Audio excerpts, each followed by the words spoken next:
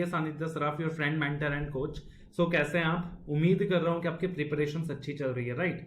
And to make your preparations even better, we are coming up with the revisionary video series for the economic laws paper 6D, जिसके अंदर हम कोशिश करेंगे कि पूरा syllabus आपको 3.5 आवर्स के अंदर रिवाइज करा दिया जाए। आज के डेट में जो हम लोग रिवाइज करने वाले हैं, the topic for today is the real estate regulation act 2016। Again एक सिंपल सा चैप्टर है, इकोनॉमिक लॉस पेपर 6D के अंदर एक न्यू टॉपिक है जो कि पेपर 4 में अवेलेबल नहीं है। अब आप सबको पता है कि इकोनॉमिक लॉस पेपर 6D जो है ना, वो एक ओपन बुक एग्जामिनेशन है। तो ओपन बुक एग्जामिनेशन है, तो ओपन बुक एग्जामिनेशन को पढ़ने का तरीका भी अलग होता है।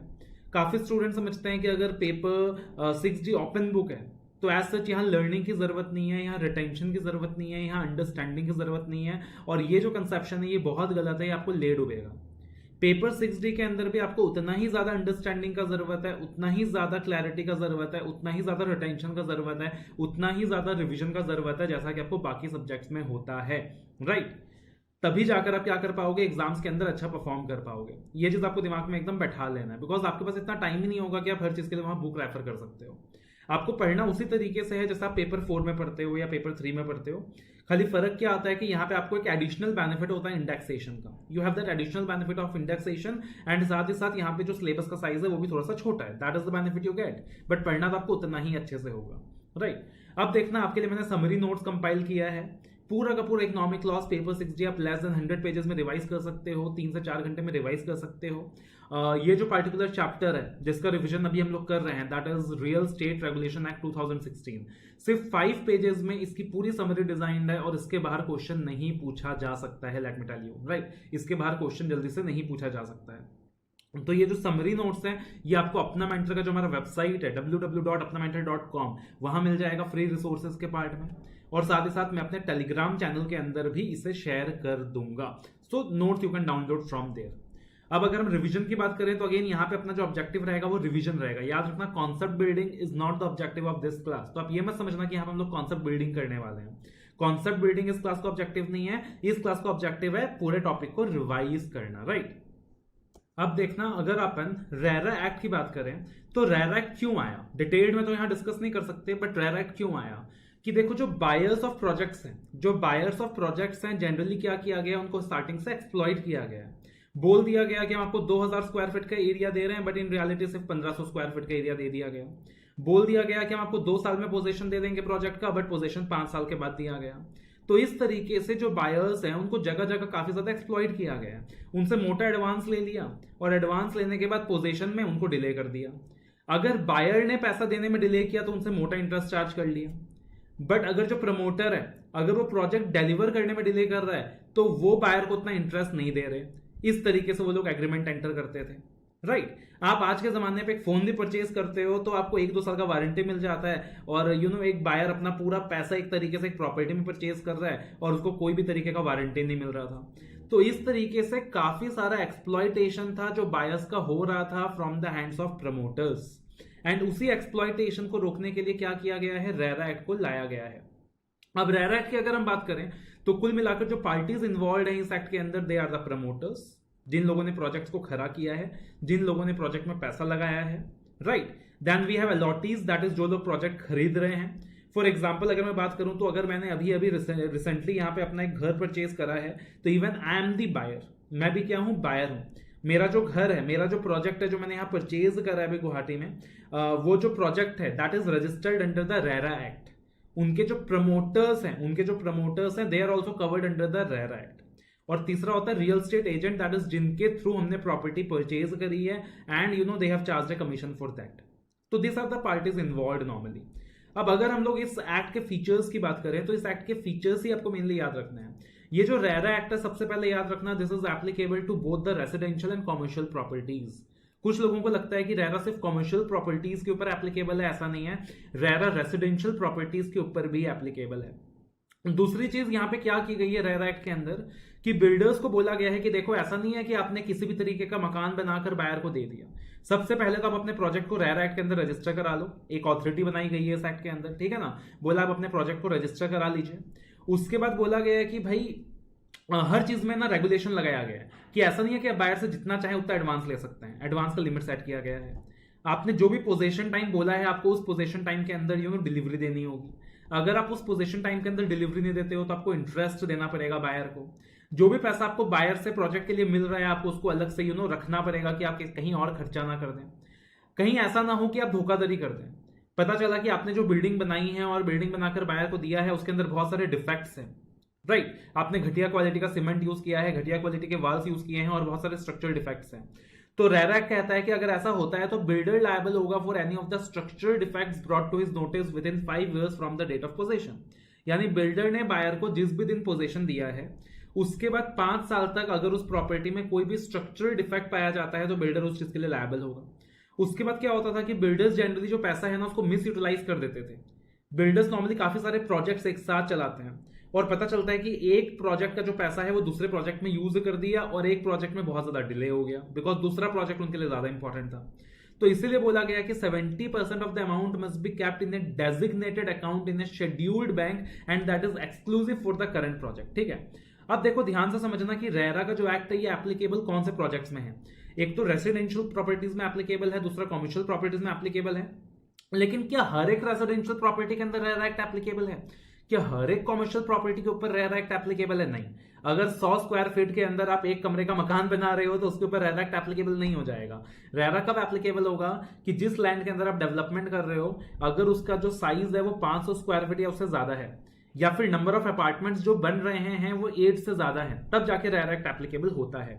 ठीक है, और जिस दिन रेरा एक्ट आया उस दिन तक जो प्रोजेक्ट ऑनगोइंग था सिर्फ उसके ऊपर ही रेरा एक्ट एप्लीकेबल हुआ बिकॉज जो प्रोजेक्ट रेरा एक्ट के आने से पहले ही कंप्लीट हो गया था उनके ऊपर रेरा एक्ट एप्लीकेबल नहीं हो सकता। लॉजिकल सी चीज है। तो जो ऑनगोइंग प्रोजेक्ट्स थे जिनको कंप्लीशन सर्टिफिकेट नहीं मिला था सिर्फ उनके ऊपर ही क्या हुआ था, रेरा एक्ट एप्लीकेबल हुआ था। और जिन प्रोजेक्ट्स में न्यू अलॉटमेंट इन्वॉल्व था सिर्फ उनके ऊपर ही रेरा एक्ट एप्लीकेबल हुआ था।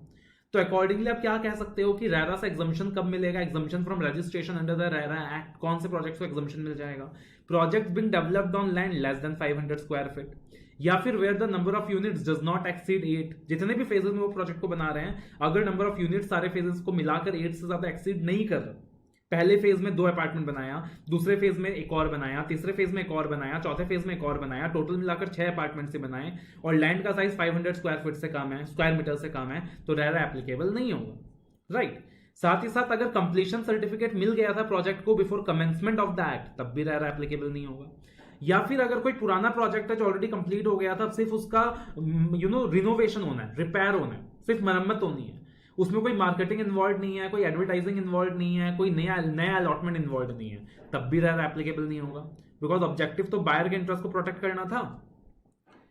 उसके बाद जैसे कि मैंने आपको बताया कि जो एप्लीकेशन फी है या बुकिंग फी है उसके ऊपर भी एक सीलिंग लगाया गया कि आप बायर्स को उतना एक्सप्लॉइट ना करें।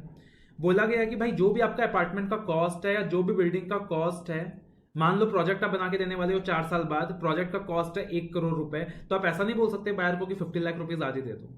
एप्लीकेशन और booking fee can not be more than 10% of the cost of the apartment plot or the building as the case may B.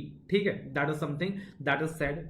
उसके बाद बोला गया है every allotee should take physical possession within 2 months of the occupancy certificate issued for the said apartment। occupancy certificate मतलब certificate issue किया जाता है कि भाई वो जो प्रॉपर्टी है अब रहने के लायक है, वहां जो भी पानी वगैरह की फैसिलिटीज है वो अवेलेबल है। तो बोला गया है कि उसके बाद अलॉटी की भी जिम्मेदारी बनती है कि वो 2 महीने के अंदर क्या कर ले, फिजिकल पोजेशन ले ले उस पर्टिकुलर अपार्टमेंट का। अब देखो बोला गया कि मान लीजिए जो प्रमोटर्स हैं उन लोगों ने स्टार्टिंग में बायर को एक प्लान दिखाया और उसी प्लान के बेसिस में बायर ने डिसाइड किया कि मेरे को पैसा उस प्रोजेक्ट में लगाना है। लेकिन वो जो प्लान है, वो जो सैंक्शन प्लान है, अगर उसमें कोई चेंज आता है, अगर कोई ऑल्टरेशन आता है, तो बोला गया है कि वो ऑल्टरेशन तभी पॉसिबल है अगर आप रिटर्न कंसेंट ऑब्टेन कर लेते हो बाय 2/3 ऑफ द अलॉटेज। कितनों का रिटर्न कंसेंट ऑब्टेन कर लेते हो? By 2/3 of the allottees, right. Logical सी चीज है ना। पता चला आपने 100 अलॉटेज को प्रोजेक्ट दिया है, एक सैंक्शन प्लान आपने बनाया था और बाद में आपने उस सैंक्शन प्लान के अंदर क्या कर लिया, मेजर चेंजेस कर लिए और किसी एक आधा अलॉटे का कंसेंट ले लिया। So that is not going to work. जो मेजोरिटी ऑफ अलॉटीज हैं उनका क्या चाहिएगा, कंसेंट चाहिएगा। 2/3 ऑफ अलॉटीज का कंसेंट चाहिएगा, वो भी रिटर्न कंसेंट चाहिएगा। अब जैसे कि मैंने आपको बताया था कि जनरली बायर्स के साथ धोखाधड़ी बहुत होता था पहले, उनको झूठे वादे किए जाते थे। सो अब बोला गया है कि in case a buyer has been deceived into purchase through false representation or advertisement, he has an option to exit the project. अगर आपने बायर के साथ डिसीव किया है, बायर को धोखा दिया है फॉल्स रिप्रेजेंटेशन के थ्रू, एडवर्टाइजमेंट के थ्रू, तो बायर क्या कर सकता है, प्रोजेक्ट को एग्जीट कर सकता है और डेवलपर को सारे के सारे पैसे बायर को वापस देने होंगे, वो भी अलॉन्ग विद द इंटरेस्ट। उसके बाद मैंने आपको बताया था कि भाई अगर बायर पैसा देने में डिले करे तो उसे इंटरेस्ट लेते थे, और अगर पोजीशन देने में डिले हो तो इंटरेस्ट नहीं देते थे या कम देते थे। लेकिन अब क्या बोला गया है, अब बोला गया है कि अगर बायर को पोजीशन देने में डिले होता है, so in that situation allotee shall be entitled to claim refund of the amount paid along with the interest and compensation। देखो, बिकॉज पोजीशन डिले करना बहुत बड़ी चीज होती है। एक जो बायर है वो हो सकता है एक रेंटेड हाउस में रहता हो, वो अपने घर का सपना देख रहा है, उसने 2 साल के बाद पोजीशन प्लान किया हुआ है, लेकिन अगर अपने 2 साल का 4 साल कर दिया पोजीशन पीरियड, तो वो 2 साल तक रेंट भी पे करते जाएगा और ईएमआई का अमाउंट भी पे करते जाएगा, and that can cost him hugely. उसके बाद अब क्या किया गया है, रेरा एक्ट के अंदर कारपेट एरिया को डिफाइन कर दिया गया है।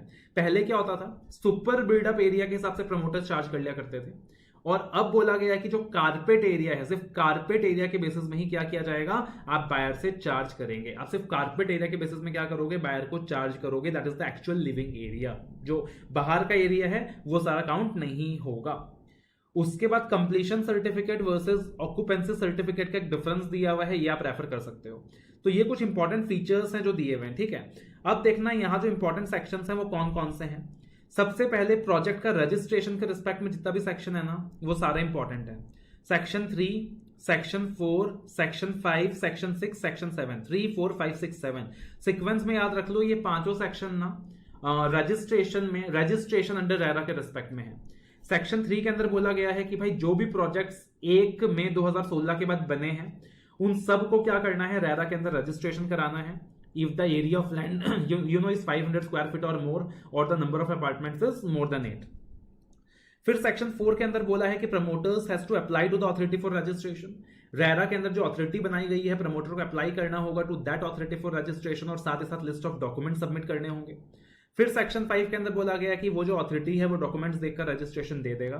फिर सेक्शन 6 में एक्सटेंशन ऑफ रजिस्ट्रेशन की बात की गई है, और सेक्शन 7 के अंदर रिवोकेशन ऑफ रजिस्ट्रेशन की बात की गई है। यानी कि सारे के सारे 5 सेक्शन सीक्वेंस में आते हैं। फिर उसके बाद देखना section 3 that is prior registration of project under RERA.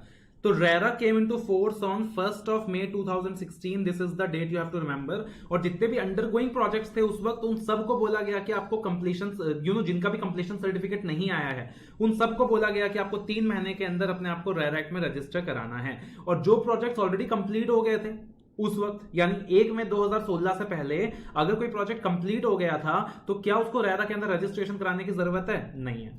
1 May 2016 के बाद जितने भी प्रोजेक्ट्स नए बन रहे हैं और जहां पे एरिया ऑफ लैंड एक्सीड कर रहा है 500 स्क्वायर मीटर्स, या फिर नंबर ऑफ अपार्टमेंट्स एक्सीड कर रहा है 8, तो उनको भी क्या करना होगा, रेरा में रजिस्ट्रेशन कराना होगा।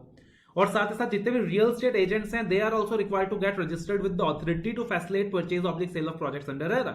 तो कोई भी real estate agent RERA complied properties को सेल नहीं कर सकता है, परचेज नहीं कर सकता है, करवा सकता है, उनको भी अपने आप को अथॉरिटी के पास रजिस्टर कराना होगा।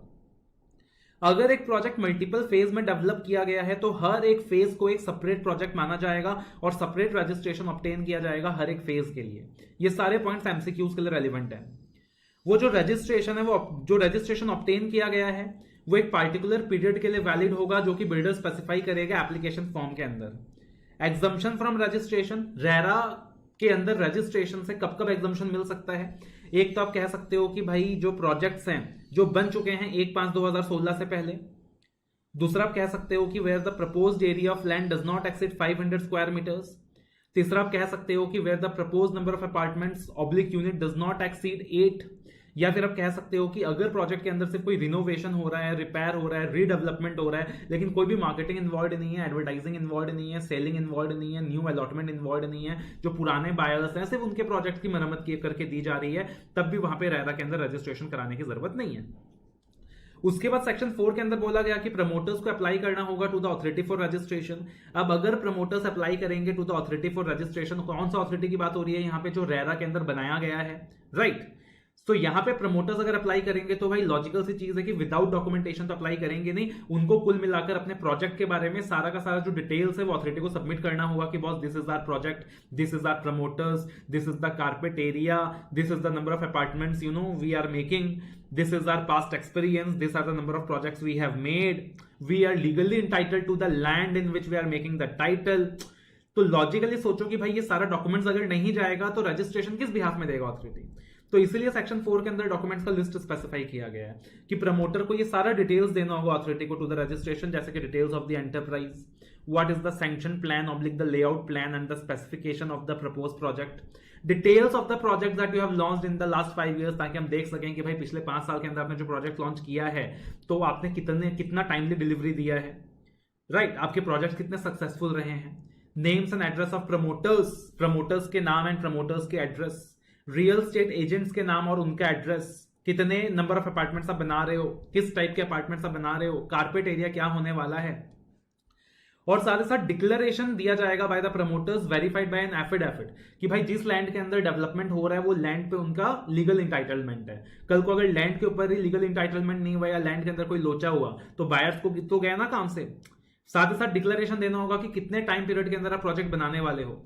अब डिक्लेरेशन आपको देना होगा कि जितना भी पैसा हम रियलाइज करेंगे हम 70% ऑफ पैसा एक सेपरेट बैंक अकाउंट में रखेंगे to cover the cost of construction and the land cost. मतलब एक प्रोजेक्ट अगर पैसा मिला है तो उसको मैं अलग से रखूंगा उसी प्रोजेक्ट को बनाने के लिए, राइट, एटलीस्ट 70% पैसा अलग से रखूंगा। और पैसा कैसे विड्रॉ किया जाएगा, वो जो 70% पैसा रखा है मैंने अलग से उसको कैसे विड्रॉ किया जाएगा, that shall be on the basis of completion certificate after getting it certified by engineer, architect, chartered accountant. यानी आपको क्या करना होगा, सर्टिफाई कराना होगा by the engineer, by the architect and bye chartered accountant. तीनों लोगों से सर्टिफाई कराना पड़ेगा कि हाँ भाई मान लो 30% प्रोजेक्ट कंप्लीट है तो engineer, architect, chartered accountant certify कर देंगे 30% प्रोजेक्ट कंप्लीट है तो आप 30% पैसा निकाल सकते हो। और साथ ही साथ आपको क्या करना होगा, आपके अकाउंट्स की कॉपी एक सीए से ऑडिट करवानी होगी और उसका भी एक डिक्लेरेशन, उसको भी क्या करना पड़ेगा, अथॉरिटी के पास सबमिट करना पड़ेगा। तो he shall get his accounts audited by a CA in practice within 6 months after the end of every financial year. अब ये सारा डिटेल्स जब प्रमोटर अथॉरिटी को सबमिट कर देगा तो सेक्शन 5 में कहा गया है कि अथॉरिटी की मर्जी है कि रजिस्ट्रेशन दे या ना दे और अथॉरिटी इस चीज को 30 डेज में डिसाइड करेगा। भाई लॉजिकल सी चीज है कि अथॉरिटी 30 डेज में डिसाइड करेगा रजिस्ट्रेशन देना है कि नहीं और कम्युनिकेट कर देगा प्रमोटर को कि हमने आपको रजिस्ट्रेशन दे दिया है या नहीं दिया है। लेकिन अगर अथॉरिटी 30 डेज के अंदर प्रमोटर को कम्युनिकेट नहीं करता तो मान लिया जाएगा कि अथॉरिटी ने प्रमोटर को रजिस्ट्रेशन दे दिया है, ठीक है। फिर जब 30 डेज खत्म हो गए, 30 डेज खत्म हो गए, मान लीजिए अथॉरिटी ने प्रमोटर को कम्युनिकेट नहीं किया या कर दिया तो क्या हो गया कि रजिस्ट्रेशन मिल गया प्रमोटर को।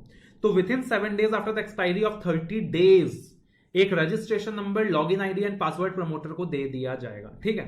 और एक बार रजिस्ट्रेशन प्रमोटर ने दे दिया है तो उस रजिस्ट्रेशन को कैंसिल नहीं किया जाएगा before giving an opportunity of being heard. Logical सी चीज है, पूरे लॉ के अंदर हम देखते हैं भाई कि एक बार आपने कुछ दे दिया है, अगर उसे कैंसिल करना चाहते हो तो फिर क्या होता है, अपॉर्चुनिटी ऑफ बीइंग हर्ड का प्रिंसिपल फॉलो करना पड़ता है। दैट इज हमने लैटिन में डिस्कस किया था, लैटिन वर्ड डिस्कस किया था इसका कि प्रिंसिपल ऑफ ऑडी ऑर्डरम पार्टम फॉलो करना पड़ता है। उसके बाद सेक्शन 6 के अंदर आता है एक्सटेंशन ऑफ रजिस्ट्रेशन, कि जो रजिस्ट्रेशन सेक्शन 5 के अंदर ग्रांट किया गया था, जो रजिस्ट्रेशन सेक्शन 5 के अंदर ग्रांट किया गया था उससे एक्सटेंड किया जा सकता है by the authority on an application made by the promoter due to force majeure. Force majeure मतलब due to unforeseen circumstances, fire, आग जल गई, फ्लड आ गया, अर्थक्वेक आ गया, तो उन सिचुएशंस के अंदर क्या हो सकता है कि भाई रजिस्ट्रेशन को एक्सटेंड किया जा सकता है on the payment of prescribed fees. But जो रजिस्ट्रेशन ग्रांट किया गया है उसको एक्सटेंड नहीं किया जा सकता for a period not exceeding 1 year. तो रजिस्ट्रेशन को एक्सटेंड किया जा सकता है by the authority due to force majeure grounds but for a period not exceeding 1 year. Not exceeding 1 year you have to remember, force majeure you have to remember. And again अगर मान लीजिए promoter ने registration के extension के लिए application दिया है उसको भी अथॉरिटी कैंसिल नहीं करेगा without giving an opportunity of being heard, that is without following the principal of audi alteram partum. उसके बाद रजिस्ट्रेशन मिल गया भाई, रजिस्ट्रेशन अथॉरिटी ने दे दिया, क्या उसके बाद अथॉरिटी रजिस्ट्रेशन रिवॉक कर सकता है? जी बिल्कुल कर सकता है। लेकिन अगेन अगर अथॉरिटी रजिस्ट्रेशन रिवॉक करेगा तो उससे पहले अपॉर्चुनिटी ऑफ बीइंग हर्ड देगा। लेकिन लॉजिकली सोचो और बताओ कि रजिस्ट्रेशन कौन से ग्राउंड्स में रिवॉक करेगा authority?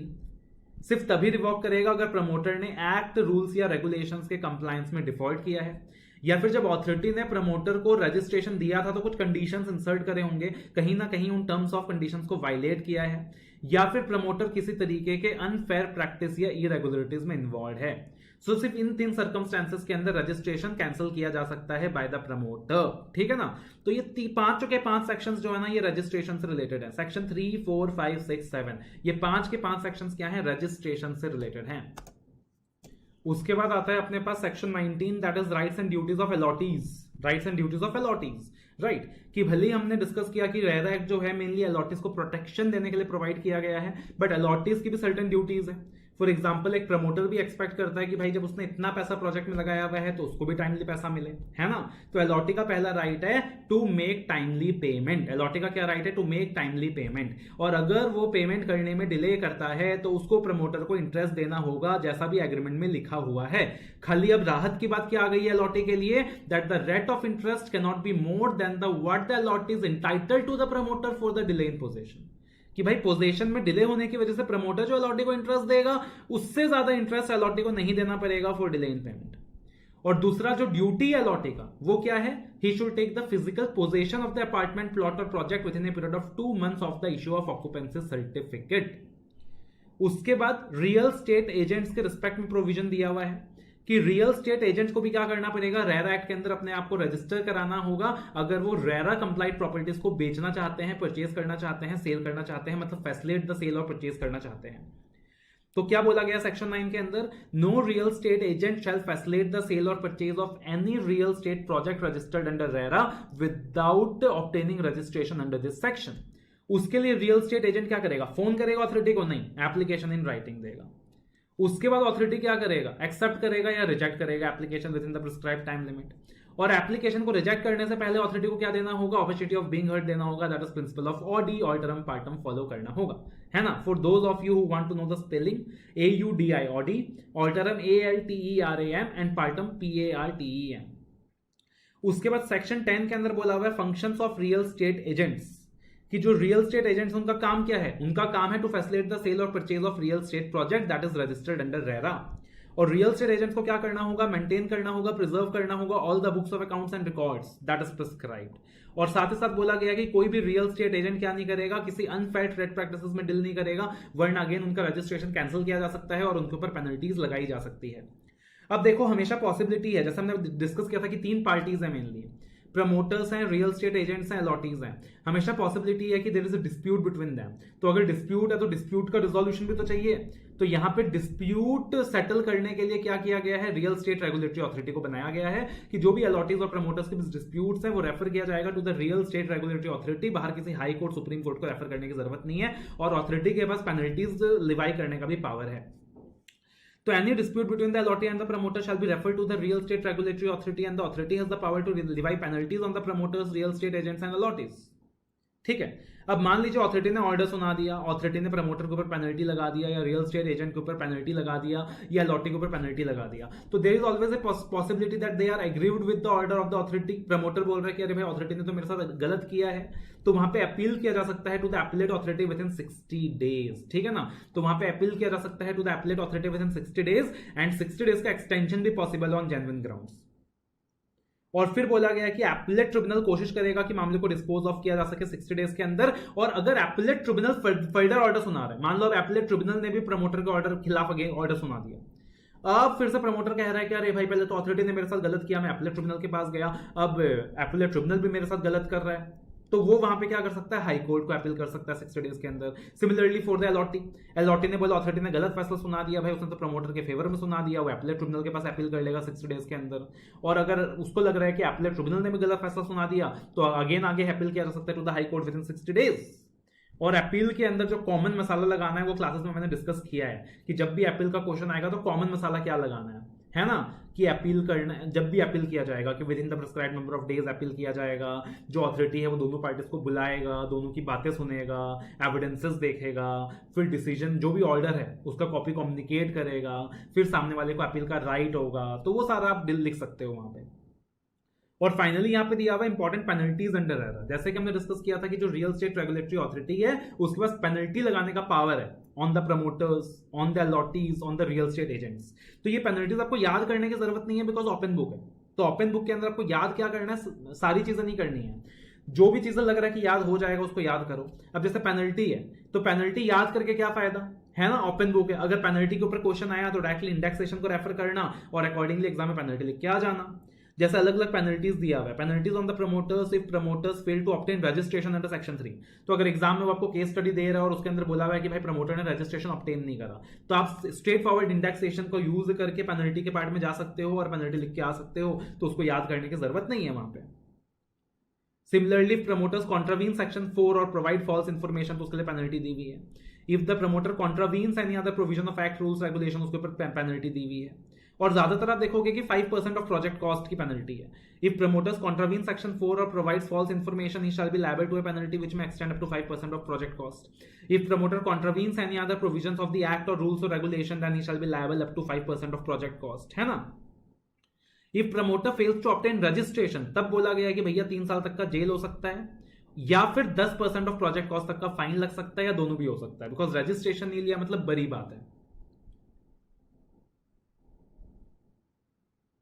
If promoter fails to comply with the authority or the orders or direction of the authority ने प्रमोटर के ऊपर पेनल्टी लगाया या प्रमोटर को कोई डायरेक्शन दिया, और प्रमोटर इतना बेशर्म है कि उसने अथॉरिटी की बात भी नहीं मानी, तो अगेन बोला गया कि भैया फिर से आपको पेनल्टी लग सकता है, पर डे पेनल्टी लग सकता है, पर डे पेनल्टी लग सकता है till the default continues and that may extend cumulatively up to 5% of project cost. Appellate tribunal की बात नहीं मानी तो यानी बड़ी अथॉरिटी की बात नहीं मानी, तो यहां पे फिर से इंप्रिजनमेंट 3 साल तक का हो सकता है या फिर फाइन लग सकता है, that may cumulatively extend up to 10% of estimated cost of project or both.